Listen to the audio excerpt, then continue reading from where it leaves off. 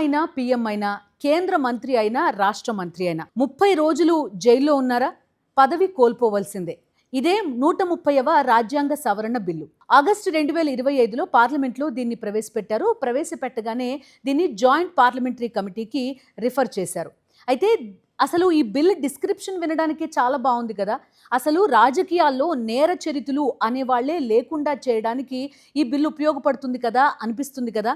దాంతోపాటు ఏకంగా సీఎం అయినా పీఎం అయినా ఒక్కసారి జైలుకంటూ వెళ్ళారు, 30 రోజుల్లో బెయిలే రాలేదు అంటే పదవే కోల్పోతున్నారు కదా.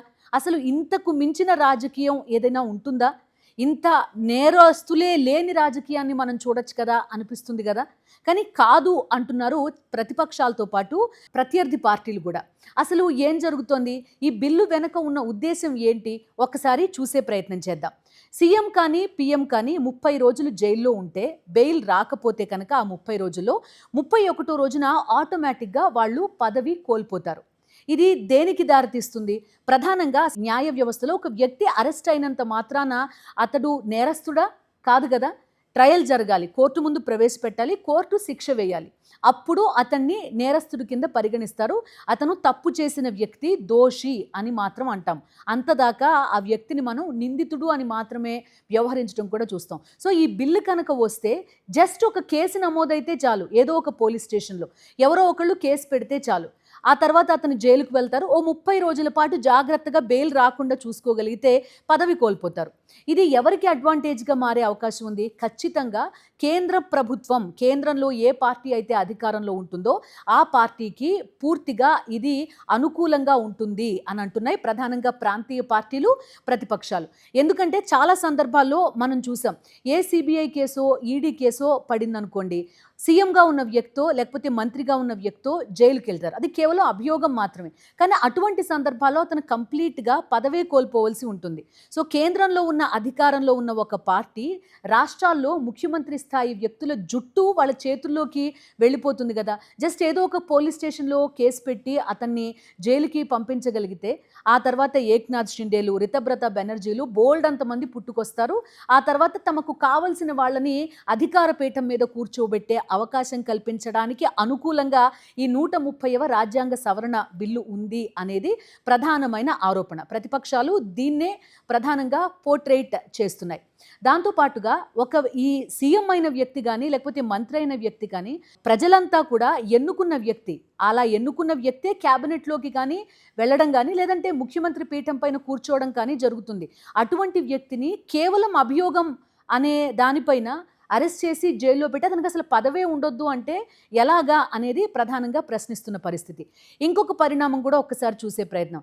భారత ప్రధానమంత్రి స్థాయి వ్యక్తి పైన కేసు పెట్టి 30 రోజుల పాటు జైల్లో పెట్టే వ్యవస్థ భారతదేశంలో అసలు ఎక్కడైనా ఉందా?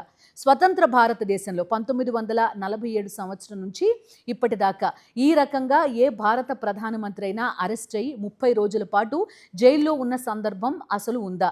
మహా అయితే ఎవరైనా మంత్రులో లేకపోతే ముఖ్యమంత్రి స్థాయి వ్యక్తులో పదవి నుంచి దిగిపోయిన తర్వాత అరెస్ట్ అయిన సందర్భాలు చూసాం. కానీ మంత్రి పదవిలో ఉండగా ఒక ప్రధానమంత్రి అరెస్ట్ కావడం అనేది ఎక్కడ కూడా స్వతంత్ర భారత చరిత్రలో లేదు. అసలు అలాంటి వ్యవస్థే మన దేశంలో లేదు. సో ఈ చట్టం అనేది డైరెక్ట్గా ఎక్కడా కూడా ప్రధానికి వర్తించే అవకాశం లేదు. ఇప్పుడున్న ప్రధానమంత్రి అనే కాదు, అసలు ఏ పార్టీకి సంబంధించిన ప్రధానమంత్రి అధికారంలో ఉన్నా ప్రధానిని అరెస్ట్ చేసే వ్యవస్థ మన దేశంలో అయితే ఎక్కడా లేదు. సో ఇది రెండో పాయింట్. సో మొత్తానికి ఇది ఫెడరల్ స్ఫూర్తికి కూడా విరుద్ధం. రాష్ట్రాలపైన పెత్తనం చెలాయించడానికి దీన్ని ఒక అవకాశంగా ఈ బిల్లుని ప్రవేశపెడుతున్నట్టుగా ప్రధానంగా ప్రాంతీయ పార్టీలు, ప్రతిపక్షాలు భావిస్తున్నాయి. అయితే కేంద్రం ఏం చెప్తోందంటే, కొన్ని సందర్భాల్లో చూసినప్పుడు అటు ఢిల్లీలో అరవింద్ కేజ్రీవాల్ని అరెస్ట్ చేసినప్పుడు కానీ లేదంటే జార్ఖండ్లో హేమంత్ సోరెన్ని అరెస్ట్ చేసినప్పుడు కానీ వాళ్ళు జైల్లో ఉండి పాలన సాగించే ప్రయత్నం చేశారు. జైల్లో ఉండి పరిపాలన సంతకాలు కానీ ఇలాంటివి ఫైల్స్ పైన సంతకాలు కానీ చేయడం ఇది నైతిక స్ఫూర్తికి విరుద్ధం కాదా అనేది కేంద్రం వాదన కింద కనిపిస్తోంది.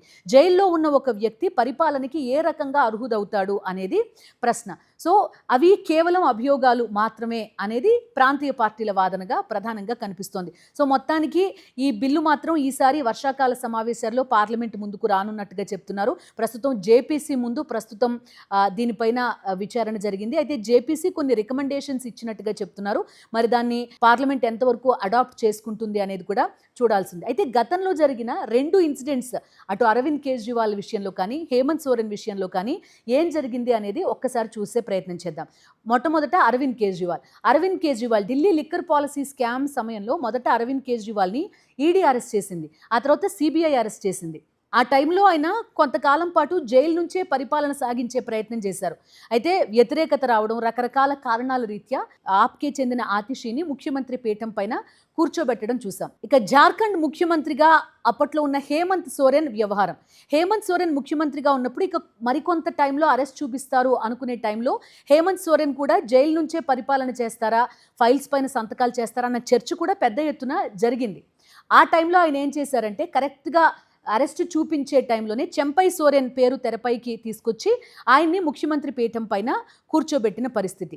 సో ఇలాగా అరవింద్ కేజ్రీవాల్, హేమంత్ సోరెన్ ఈ 2 ఎగ్జాంపుల్స్ని చూసే కేంద్ర ప్రభుత్వం ఈ 130వ రాజ్యాంగ సవరణ బిల్లుని తెరపైకి తీసుకొచ్చింది. అయితే ముక్త కంఠంతో ప్రతిపక్షాలు కానీ ప్రాంతీయ పార్టీలు కానీ ఈ బిల్లుని వ్యతిరేకిస్తున్న పరిస్థితి. సో పార్లమెంట్లో ఈ అంశం పైన ఏం జరుగుతుంది అనేది చూడాలి. మొత్తానికి రాష్ట్రాల అధికారాలు, హక్కులు, లేదంటే రాష్ట్రాల్లో ముఖ్యమంత్రి పీఠం పైన కూర్చున్న వ్యక్తులు, వాళ్ళ అధికారాలు, వీటికి ఈ బిల్లు విఘాతం కలిగించే అవకాశం ఉంది.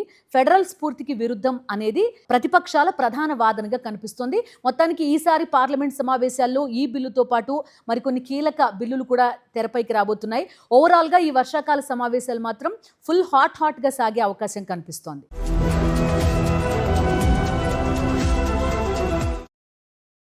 మరిన్ని అప్డేట్స్ కోసం ఛానల్ ను సబ్స్క్రైబ్ చేయండి. నోటిఫికేషన్స్ కోసం బెల్ ఐకాన్ పై క్లిక్ చేయండి.